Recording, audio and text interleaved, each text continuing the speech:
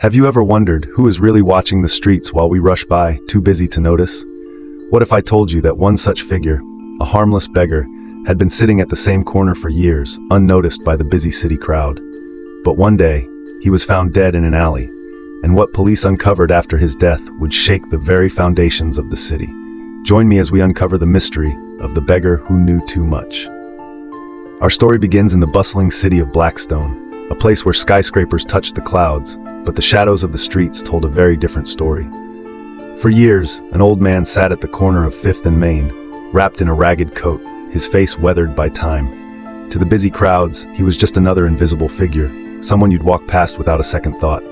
But behind those tired eyes was a mind that knew more than anyone could imagine. Before we proceed, like and subscribe to our channel so you don't miss out on any of our gripping true crime stories. Now, let's dive right back into the mystery.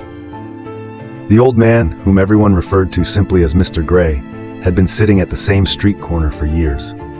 His long, unkempt beard hid most of his face, but his eyes, sharp and calculating, always seemed to watch the world around him. He was there every morning, with a half-empty cup in front of him, begging for spare change, with nothing more than a few coins tossed his way.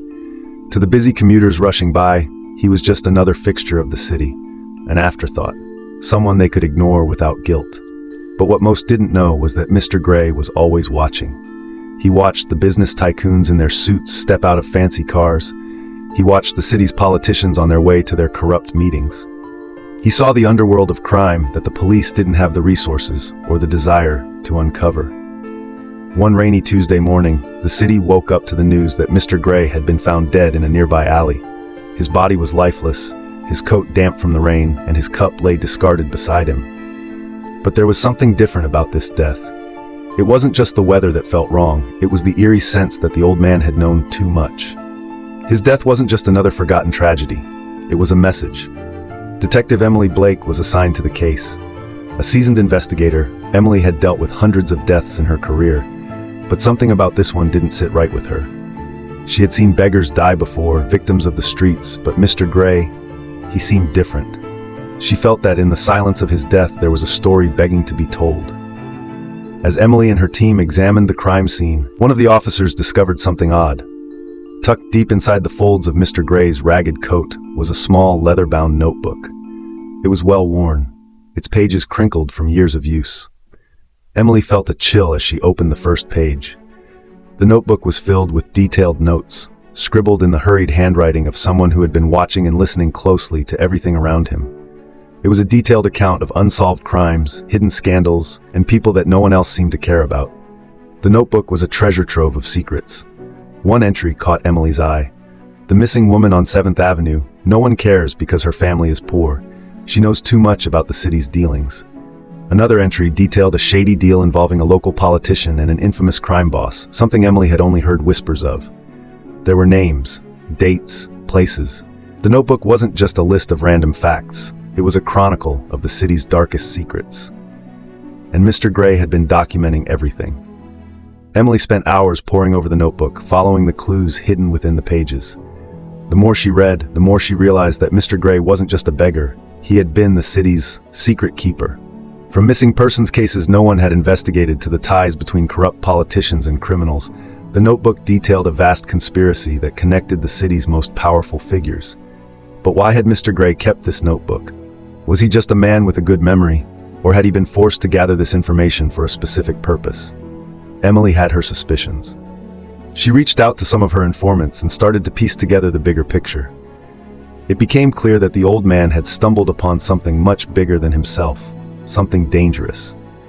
As Emily dug deeper, she discovered a link between the secrets in Mr. Gray's notebook and a powerful local crime syndicate led by a man named Victor Cain. Cain was a businessman by day, running a legitimate real estate empire, but by night he was involved in drug trafficking, human trafficking, and other nefarious activities. He had ties to several influential politicians and law enforcement officials, making him nearly untouchable. Emily's investigation revealed that Mr. Gray had been investigating Cain and his criminal operations for years. He had even managed to infiltrate several of Cain's meetings, documenting everything he overheard. But it seemed that once Cain became aware of Mr. Gray's knowledge, he had no choice but to silence him. Emily knew that the deeper she went, the more dangerous things would get. But she couldn't back down now. With the help of a few trusted allies, she uncovered evidence of Cain's men trailing Mr. Gray, watching him every day. They knew he was a threat. They knew he had the power to bring their entire operation down. One night, as Emily walked to her car, she was approached by two men in suits. They didn't say anything at first, only staring at her with cold, calculating eyes. The silence hung in the air before one of them spoke. "Leave this case alone, detective. You don't know what you're getting into." Emily's heart raced. She knew she was on the right path, but the danger was more real than she had ever anticipated. Emily couldn't back down. She was determined to bring the truth to light.